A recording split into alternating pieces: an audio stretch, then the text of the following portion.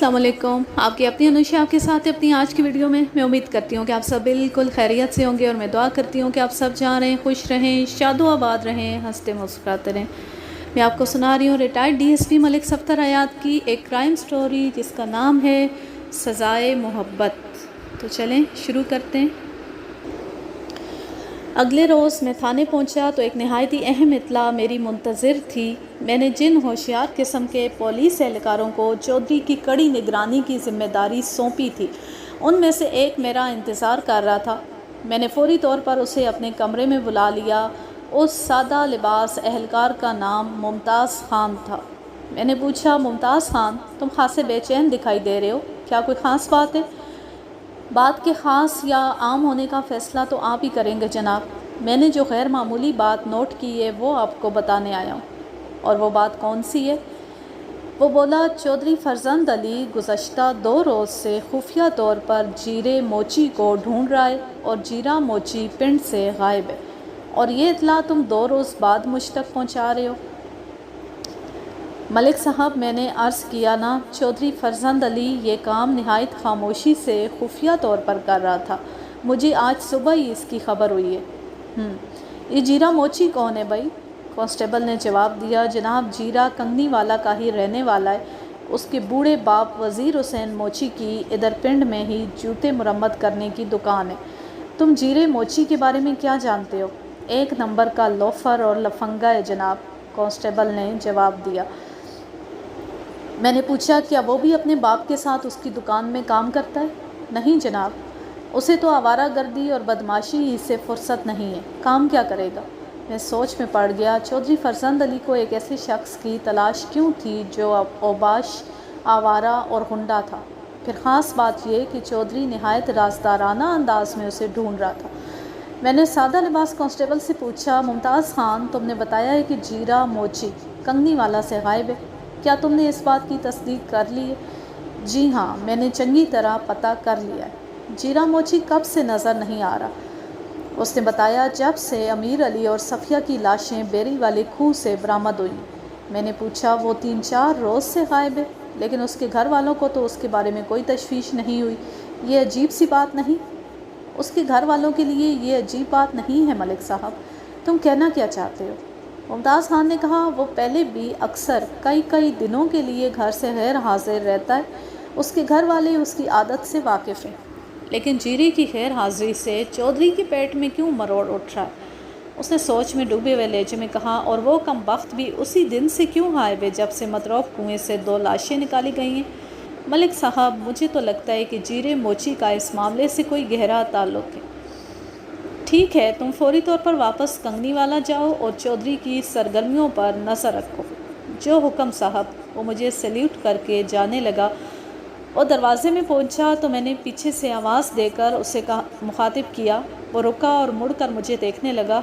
मैंने कहा, तुम सबसे पहले जाकर अपने दूसरे दोनों साथियों से मुलाकात करो और उन्हें ताकीद कर दो कि वो भी खुफिया तौर पर जीरे मोची का सुराख लगाने की कोशिश करें।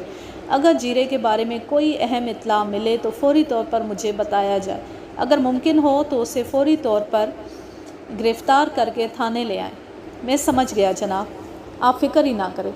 उसके जाने के बाद मैंने एएसआई मंजूर इलाही को अपने कमरे में बुला लिया। वो मेरे पास आया तो मैंने उसे सारी सूरत हाल समझाने के बाद कहा, मंजूर अली, तुम्हें जितने सिपाहियों की ज़रूरत हो उन्हें मुंतखब करके एक छापा मार टीम तश्कील दो और नहायत ही रास्ताराना अंदाज में आस पास के इलाकों में जीरे मोची को तलाश करने की कोशिश करो, और जैसे ही उसका कोई सुराख मिले उसे गिरफ़्तार करके यहाँ ले आओ। उसने कहा, मलिक साहब, आप बेफ़िक्र हो जाएं, मैं ये काम इस तरह करूँगा जैसे मक्खन में से बाल निकाला जाता है। शाबाश, मैंने खुले दिल से उसकी तारीफ़ की। इस बात का ख्याल रखना कि तुम्हें चौधरी फरजंद अली से पहले जीरे मोची पर हाथ डालना है। हमारी कामयाबी इसी बात से मशरूत है कि जीरा चौधरी के हत्थे ना चढ़ने पाए। मैं अपनी सी कोशिश करूँगा जनाब, आगे जो अल्लाह को मंजूर हो। तुम मंजूर इलाही हो, अल्लाह को जो मंजूर होगा वही हमारे हक़ में बेहतर होगा। वो ज़ेरे लब मुस्कुराया और मेरे कमरे से बाहर निकल गया। मैंने उसी रोज़ एहतियात के तौर पर पुलिस के मुखबरों को भी रेड अलर्ट कर दिया آئندہ 2 روز تک حالات غیر یقینی رہے۔ تیسرے روز ایک اہم اطلاع مجھ تک پہنچی۔ وہ اطلاع جیرے موچی کے بارے میں تھی۔ اطلاع دینے والا پولیس کا پرانا مخبر تھا، اس کا نام نبی بخش تھا۔ اس سے پہلے بھی بہت مفید معلومات مجھ تک پہنچاتا رہا تھا۔ اتفاق سے وہ میرا پرانا واقف کار بھی تھا۔ نبی بخش نے مجھے بتایا کہ جیرا موچی ایمن آباد کے چودھری دلدار حسین کے ڈیرے پر پایا گیا تھا۔ میں نے اسی روز دوپہر کے بعد ایک ہوشیار قسم کے صحت مند حوالدار کو ساتھ لیا اور واہنڈو جانے والی بس میں سوار ہو کر ایمن آباد پہنچ گیا۔ اس بس میں سفر کرنے کا فائدہ یہ تھا کہ یہ ایمان آباد کے اندر سے گزرتی تھی۔ جب ہم چودھری دلدار حسین کے ڈیرے پر پہنچے تو دوپہر کے 3 بج رہے تھے۔ وہ ڈیرا گاؤں سے ذرا ہٹ کر واقع تھا۔ ڈیرے کے چاروں جانب ہرے بھرے کھیتوں کا سلسلہ بہت دور تک پھیلا ہوا تھا۔ وہ ڈیرا 3 نیم پختہ کمروں پر مشتمل تھا۔ ان کے ساتھ ہی ایک باڑہ بنا ہوا تھا جہاں 5 بھینسیں اور دوسرے مویشی بندھے ہوئے تھے۔ ایک کونے میں ٹوکا اور اس کے ساتھ ہی کٹے ہوئے چارے کا ڈھیر نظر آ رہا تھا۔ باڑے سے باہر بائیں جانب کچھ فاصلے پر خشک بھوسے کے 3 ڈھیر نظر آ رہے تھے جن کی اونچائی 10-12 فٹ سے کم نہیں تھی۔ ان ڈھیروں کے اوپر مٹی کی تہ چڑھا دی گئی تھی تاکہ موسم کی دست برد سے محفوظ رہ سکے۔ ڈیرے میں ہماری ملاقات ایک عمر رسیدہ شخص سے ہوئی۔ وہ ہماری وردیوں کو دیکھتے ہی سہم گیا۔ یہ تو اسے دیکھتے ہی مجھے اندازہ ہو گیا کہ وہ جیرا موچی نہیں ہو سکتا تھا۔ میں نے ادھر ادھر نگاہ دوڑائی اور پوچھا، جیرا کہاں ہے چاچا؟ آپ جیرے سے ملنے آئے؟ یہاں تو کوئی جیرا نہیں رہتا۔ حوالدار نے اسے کالر سے پکڑ لیا اور سخت لہجے میں کہا، چاچا ہم پوری طرح تسلی کر کے یہاں آئے، سیدھی طرح بتاتے ہو یا؟ میں نے اسی وقت چونک کر ڈیرے کے کمروں والے حصے کی طرف دیکھا۔ وہاں مجھے غیر معمولی نقل و حرکت دکھائی دی تھی۔ میں نے حوالدار کو اس جانب متوجہ کیا اور خود بھی دوڑتے ہوئے ادھر بڑھا۔ ہم نے بروقت حرکت کی تھی۔ اگر ہمیں تھوڑی تاخیر ہو جاتی تو یقینی طور پر وہ شخص ہمارے ہاتھوں سے نکل جاتا۔ میں نے ایک کھڑکی سے نکل کر کمروں کی اقوی جانب جاتے ہوئے اسے دیکھ لیا تھا۔ حوالدار مجھ سے پہلے اس پر جھپٹ پڑا۔ اس وقت وہ شخص ڈیرے کی دیوار پھلانگنے کی کوشش کر رہا تھا۔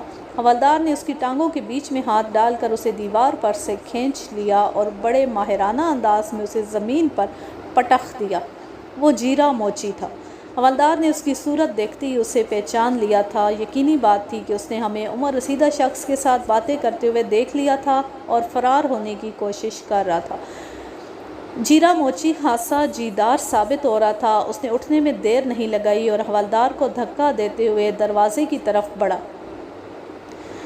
دروازے پر پہنچنے سے پہلے ہی حوالدار نے اسے دوبارہ گھیر لیا۔ میں نے یہ صورتحال دیکھی تو آگے بڑھ کر ڈیرے کا دروازہ بند کر دیا۔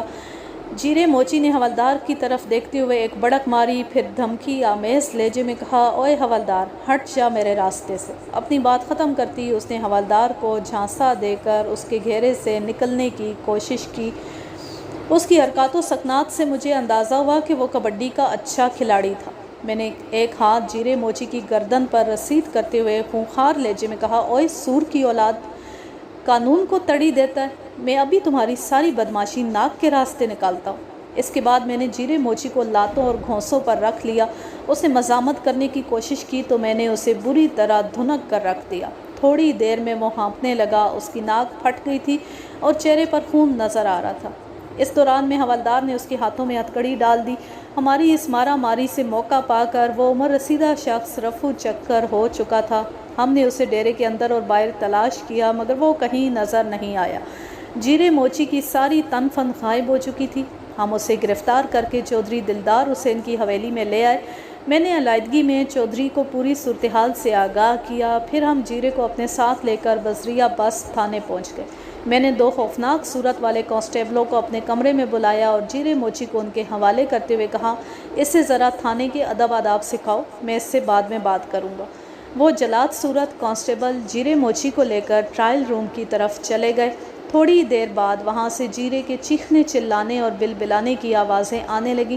اسی دوران میں نے اچھی طرح سوچ کر یہ طے کر لیا تھا کہ جیرے موچی کو کس صورت گھسنا ہے۔ 15-20 منٹ کے بعد جیرا موچی میرے کمرے میں موجود تھا۔ دونوں کانسٹیبلوں نے بغلوں میں ہاتھ ڈال کر اسے تھام رکھا تھا۔ میں نے مذکورہ کانسٹیبلوں کو وہاں سے جانے کا اشارہ کیا اور جیرے کی جانب متوجہ ہو گیا۔ حوالدار بھی اس وقت میرے کمرے میں موجود تھا۔ میں نے جیرے کی آنکھوں میں آنکھیں ڈال دیں، پھر سلگتے ہوئے لہجے میں سوال کیا، کچھ ہوش ٹھکانے آئے یا کوئی کسر باقی ہے؟ وہ مسکین صورت بنا کر بولا، مائی باپ میرا قصور تو بتا دیں۔ حوالدار نے اس کی کمر میں ایک زوردار لات رسید کرتے ہوئے کہا، اوئے کھوتی دے کھر، جب ادھر چودھری دلدار حسین کے ڈیرے پر بڑکے مار رہے تھے اس وقت تمہیں یہ مائی باپ یاد نہیں آئے تھے؟ مجھ سے بھول ہو گئی سرکار، اب میں ایسی حرکت کبھی نہیں کروں گا۔ ہم تمہیں اس کا موقع دیں گے تو تم کوئی حرکت کرو گے نا؟ حوالدار نے اس کی پنڈلی پر ایک ٹھڈا رسید کرتے ہوئے کہا۔ وہ بلبلا اٹھا اور رحم طلب نظر سے مجھے دیکھنے لگا۔ میں نے سخت لہجے میں کہا، تم کنگنی والا سے فرار ہو کر ایمن آباد کیوں گئے تھے؟ وہ تمہیں محنت مزدوری کرنے گیا تھا سرکار۔ میں نے کہا، اس کا مطلب ہے ابھی کافی کسر باقی ہے۔ ملک صاحب یہ شرافت کی زبان نہیں سمجھے گا۔ حوالدار نے مجھے مخاطب کرتے ہوئے کہا، آپ ایک رات کے لیے اسے میرے حوالے کر دیں، صبح تک بالکل رواں ہو جائے گا۔ میں نے جیرے موچی کو حوالدار کے حوالے کرتے ہوئے کہا، ٹھیک ہے، یہ ایک رات کے لیے تمہارا ہوا، میں صبح اس سے پوچھ گچھ کروں گا۔ اسے اچھی طرح سمجھا دو کہ ہم انسان کی کھال کو ادھیڑ کر کس طرح اس کے جوتے بناتے ہیں۔ اب بالکل بے فکر ہو جائیں ملک صاحب۔ حوالدار کا چہرہ خوشی سے کھل اٹھا۔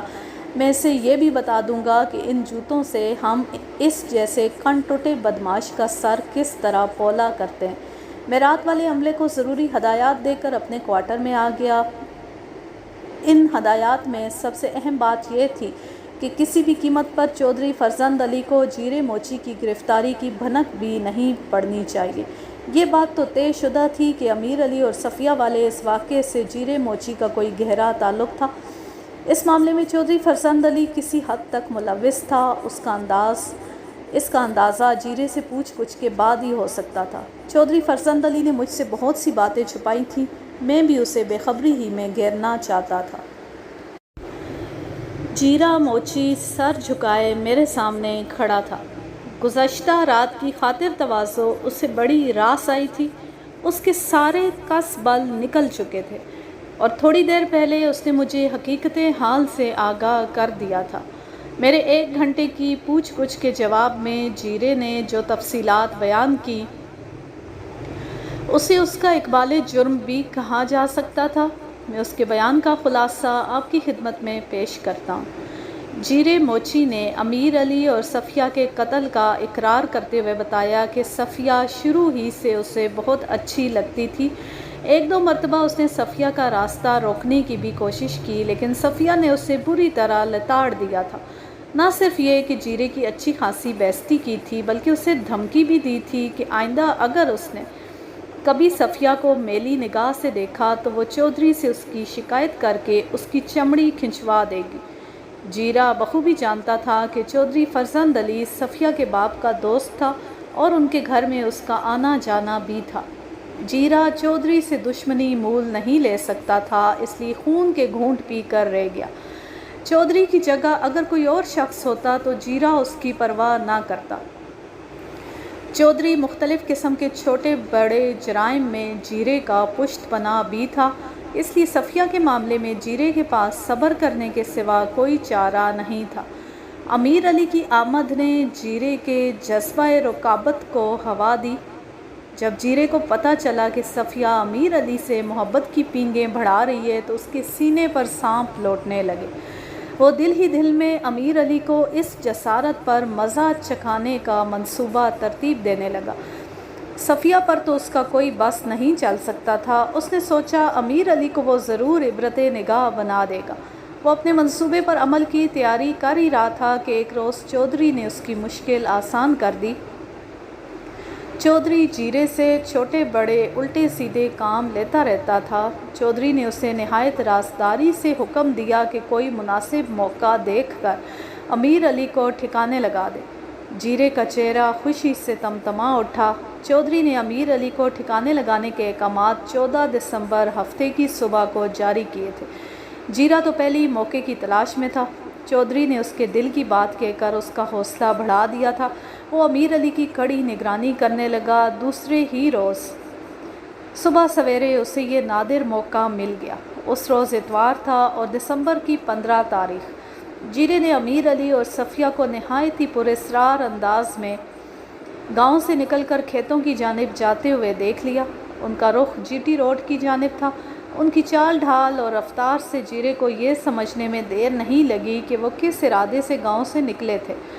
उसे 100% यकीन था कि अमीर अली सफ़िया को भगा ले जाने का इरादा रखता था। जीरे ने उनका ताक़ुब किया और बेरी वाले खूह के नज़दीक उन्हें जा लिया। वो दोनों जीरे की आमद से बेखबर आगे बढ़ रहे थे। अचानक जीरे को यूँ महसूस हुआ जैसे किसी नादीदा क़ुव्वत ने उसे अपने शिकंजे में जकड़ लिया हो। शायद वो जज्बा-ए रुकाबत था जिसने उसके सोचने समझने की सलाहियतें मफकूद कर दी थी। चौधरी ने अमीर अली को ठिकाने लगाने का हुक्म दिया था, लेकिन जीरा उस वक्त होशो हवास से बेगाना हो चुका था। उसने इसी जज्बा-ए-जुनून में उन दोनों पर गंडासे के बेदरेख वार करना शुरू कर दिए। जब उसे ज़रा होश आया तो वो 2 इंसानी जानों को मौत के घाट उतार चुका था। अब उसे इस फिक्र ने सताया कि सफ़िया के बारे में चौधरी को क्या जवाब देगा। उसके शैतानी जहन में फ़ौरी तौर पर एक मंसूबा तैयार हो गया। उसने अमीर अली और सफ़िया की लाशों को मतरोक कुएं में फेंक दिया।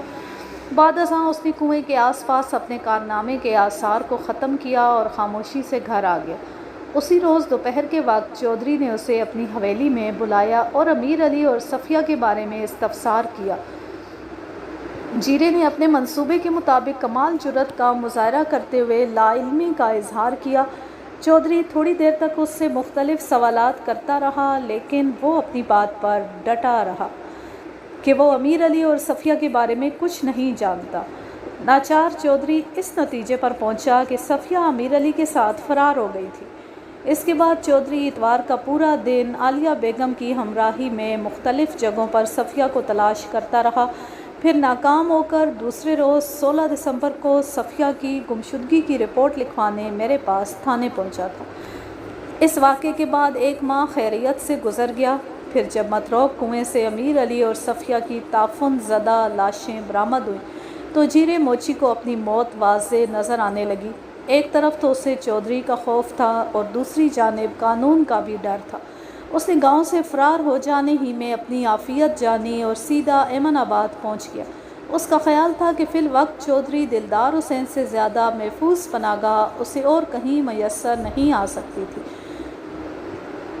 इसी दौरान एक कांस्टेबल ने मुझे इत्तला दी कि चौधरी फरजंद अली थाने में दाखिल हो चुका था। मैंने बेसाख्ता कहा, लो आप अपने दाम में सयाद आ गया। इसके बाद मैंने जीरे मोची को दोबारा हवलदार के हवाले किया कि वो इसे हवालात में बंद कर दे। फिर हेड कांस्टेबल रियाज़ अहमद को ज़रूरी हदायत देने के बाद मैं अपने कमरे में आ गया। चौधरी आज अकेला ही आया था। मुझ पर नज़र पड़ती ही उसने कहा, मलिक साहब, मैंने सुना है आपने मेरे एक ख़ास बंदे को पकड़कर हवालात में बंद कर दिया है। किस बंदे का जिक्र कर रहे हैं चौधरी साहब? मैंने खुश्क लहजे में पूछा। हम तो बंदे पकड़ते ही रहते हैं। वो बोला, जीरा मोची मलिक साहब। अच्छा, मैंने तमस्खराना अंदाज में कहा, जीरा मोची आपका बंदा है चौधरी साहब? मेरे रवैये ने उसे परेशान कर दिया। वैसे वो पहले ही कुछ कम परेशान नहीं था। उसने जवाब दिया, जी बिल्कुल, मैं उसी की बात कर रहा हूँ। मैंने कहा, चौधरी साहब, मेरा तो ख्याल था जीरा मोची अल्लाह का बंदा है। अब आप अजीब बात बता रहे हैं कि वो आपका बंदा है। वो गड़बड़ा गया, जल्दी से बोला, वो जनाब, बंदे तो सब अल्लाह ही के हैं।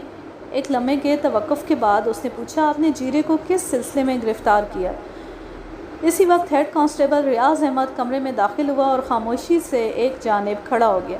मैंने चौधरी की बात का जवाब देते हुए कहा, कोई ख़ास सिलसिला नहीं है चौधरी साहब। आप जीरे के लिए इतने परेशान क्यों दिखाई दे रहे? मैं उसे काफ़ी दिन से तलाश कर रहा हूँ। बेसाख्ता उसके मुंह से निकला, लेकिन फ़ौरी तौर पर उसे अपनी गलती का एहसास हो गया। संभल कर बोला, मैं जीरे से एक ज़रूरी बात करना चाहता हूँ। एक छोड़ 10 बातें करें चौधरी साहब। मैंने फ़राख़दिली का मुज़ाहरा करते हुए कहा, इस थाने को अपना ही समझे। मेरे अंदाज ने उसकी परेशानी को बढ़ा दिया। उसके चेहरे पर तशवीश के साए लहराने लगे। मैंने हेड कांस्टेबल को इशारा किया, रियाज़ अहमद, चौधरी साहब को इज़्ज़त व एहतराम के साथ हवालात में पहुंचा दो। हेड कांस्टेबल ने बिजली की सी तेज़ी से हरकत की और देखते ही देखते चौधरी के हाथों में कानूनी जेवर पहना दिया। ये सारा अमल पलक झपकते में हुआ था। चौधरी हैरत आमेज़ खौफज़दा नज़र से मुझे देखते हुए बोला, मलिक साहब, ये आप क्या कर रहे हैं? میں نے ہیڈ کانسٹیبل سے کہا، چودھری کو الگ حوالات میں بند کرنا۔ چودھری میرے اس حکم کو سن کر سٹپٹا کر رہ گیا۔ اسے پہلی بار صورتحال کی سنگینی کا اندازہ ہوا، اس کے بعد تو اس کی جون ہی بدل گئی۔ وہ دھمکی آمیز لہجے میں بولا، ملک صفدر حیات، میں کوئی معمولی آدمی نہیں ہوں۔ یہ ہتھکڑی کھلوا دو ورنہ بعد میں بہت پچھتاؤ گے۔ میں نے کہا، چودھری تمہارا کھیل ختم ہو چکا ہے، اب میرا کھیل شروع ہوگا۔ تمہاری اطلاع کے لیے بتا دوں کہ جیرے موچی نے مجھے سب کچھ تفصیل سے بتا دیا ہے۔ جیرے کی تو میں ماں وہ فحش گوئی پر اتر آیا تھا۔ میں نے کہا، چودھری یہ تھانہ ہے، ذرا ہوش سنبھال کر بات کرو، مجھے مزید کسی سختی پر مجبور نہ کرو۔ وہ غصیلے لہجے میں بولا، ملک صفدر حیات، تم ابھی اس علاقے میں نئے آئے ہو اور آتے ہی تم نے بڑی غلط جگہ ہاتھ ڈال دیا۔ اب بھی موقع ہے، یہ ہتھکڑی کھول دو، میں اسے تمہاری پہلی غلطی سمجھ کر معاف کر دوں گا۔ میں نے سخت لہجے میں کہا، چودھری میں ذرا دوسری قسم کا تھانے دار ہوں، تمہارا اندازہ بالکل غلط ہے، میں نے کسی غلط جگہ ہاتھ نہیں ڈالا، میں بہت سوچ سمجھ کر ہاتھ ڈالتا ہوں۔ یہ ہتھکڑی اب اتنی آسانی سے نہیں کھلے گی۔ تم کار سرکار میں مزاحمت کے مرتکب ہوئے ہو، تم نے متعدد جھوٹ بول کر اپنے جرم کی پردہ پوشی کرنے کی کوشش کی ہے۔ وہ میری بات پوری ہونے سے پہلے ہی چیخ اٹھا، تمہیں میری طاقت کا اندازہ نہیں ہے ملک صفدر حیات، میں تمہاری وردی بھی اتروا سکتا ہوں، میرے بہت اوپر تک تعلقات ہیں، میں ڈی سی سے تمہاری شکایت کروں گا۔ میں نے اس کے منہ پر ایک تھپڑ رسید کیا اور کہا، چودھری تم کتنے ہی طاقتور ہو مگر قانون سے زیادہ طاقتور نہیں ہو سکتے، اور یہ تعلقات کی دھمکیاں کسی اور کو دینا، میں ان گیدڑ بھبکیوں میں آنے والا نہیں ہوں۔ میں بلا وجہ کسی کو ہتھکڑی نہیں لگاتا ہوں اور ضرورت پڑنے پر ڈی سی کو ہتھکڑی پہناتے ہوئے بھی میں ذرا نہیں گھبراؤں گا۔ وہ تھوڑی دیر تک مجھے مختلف طریقوں سے ڈرانے دھمکانے کی کوشش کرتا رہا، لیکن میں نے اس کی کسی دھمکی کی پرواہ کیے بغیر اسے حوالات میں بند کر دیا۔ شام تک پورے علاقے میں یہ خبر پھیل گئی کہ نائے تھانے دار نے چودھری فرزند علی کو گرفتار کر کے حوالات میں ڈال دیا۔ جیرے موچی کی نشاندہی پر میں نے وہ گنڈاسا بھی برآمد کر لیا جو واردات کے بعد اس نے ایک جگہ زمین کھود کر دبا دیا تھا۔ آلہ قتل میرے قبضے میں آ چکا تھا۔ جیرے نے دورے قتل کا اقبال جرم کر لیا، اس لیے آلہ قتل پر اس کی انگلیوں کے نشانات کی تصدیق کی ضرورت نہیں رہی تھی۔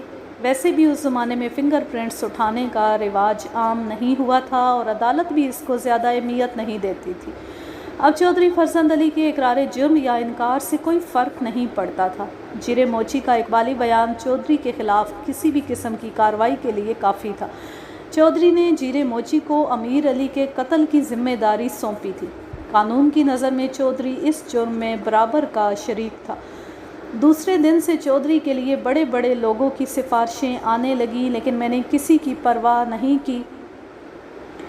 اس دوران میں گاہے بگاہے ایس پی علاقہ اور ڈی سی کو اپنی کارکردگی کی رپورٹ بھیجتا رہا تھا، لہٰذا میں مطمئن تھا۔ ایس پی علاقہ نے میری کارکردگی کو بڑے اچھے الفاظ میں سراہا تھا۔ اگلے روز میں نے چودھری فرزند علی کو عدالت میں پیش کر کے اس کا ریمانڈ حاصل کر لیا۔ جیرا موچی چونکہ اقبال جرم کر چکا تھا، اس لیے اس کے ریمانڈ کی ضرورت نہیں تھی۔ ریمانڈ کی مدت کے دوران میں بعض اعلیٰ سرکاری عہدوں پر فائز بااثر افراد اور خود چودھری نے مجھے بھاری رقم بطور رشوت دینے کی پیشکش کی، لیکن میرے پائے استقامت میں ذرا بھی لرزش پیدا نہ ہوئی۔ میں نے اپنی کارروائی مکمل کر کے چالان عدالت میں پیش کر دیا۔ میں نے اپنا فرض پورا کر دیا تھا، باقی کام عدالت کا تھا۔ اس تھانے میں کام کرنے کا مجھے زیادہ موقع نہ مل سکا۔ کچھ عرصے بعد میرا تبادلہ منڈی کالی کی شرقی تحصیل حافظ آباد کے ایک تھانے میں ہو گیا۔ عدالت نے چودھری فرزند علی اور جیرے موچی کو کیا سزا سنائی تھی اس کا مجھے پتہ نہ چل سکا۔ چلتے چلتے کچھ ذکر عالیہ بیگم کا بھی ہو جائے۔ چودھری فرزند علی اور عالیہ کے تعلقات کے بارے میں جتنی نوعیت کی افواہیں گردش کر رہی تھی، حقیقت اس کے بالعکس تھی۔ چودھری در حقیقت صفیہ کے لیے عالیہ بیگم کے گھر کے چکر کاٹتا تھا۔ وہ صفیہ کو اپنی چوتھی بیوی بنانا چاہتا تھا۔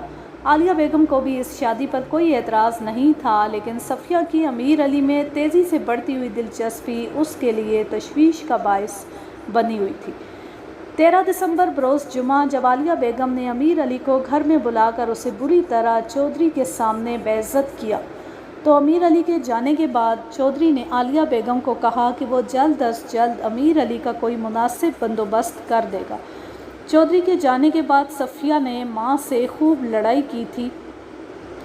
اسے امیر علی کی بے عزتی کا بڑا کلک تھا۔ اس رات عالیہ بیگم نے اپنی بیٹی پر واضح کر دیا تھا کہ اس کی شادی وہ چودھری فرزند علی سے کرنا چاہتی تھی۔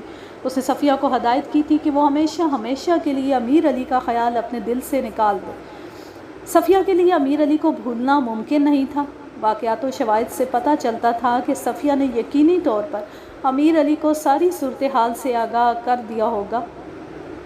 اس کے بعد ہی انہوں نے چپکے سے گاؤں چھوڑنے کا فیصلہ کیا ہوگا، لیکن بدقسمتی سے وہ ایک ناگہانی صورتحال سے دوچار ہو کر موت کو گلے لگا بیٹھے تھے۔ جوان سال بیٹی کی حسرت ناک موت اور اپنے انداتا چودھری فرزند علی کی گرفتاری نے عالیہ بیگم کی کمر توڑ دی تھی۔ اس صدمے نے اس کے دل و دماغ کو اس بری طرح متاثر کیا کہ وہ اپنا ذہنی توازن کھو بیٹھی تھی۔ چودھری کی 3 بیویوں کو جب اس راز کا پتہ چلا کہ عالیہ بیگم اپنی بیٹی چودھری سے بیانے والی تھی تو ان کے دل نفرت سے بھر گئے تھے۔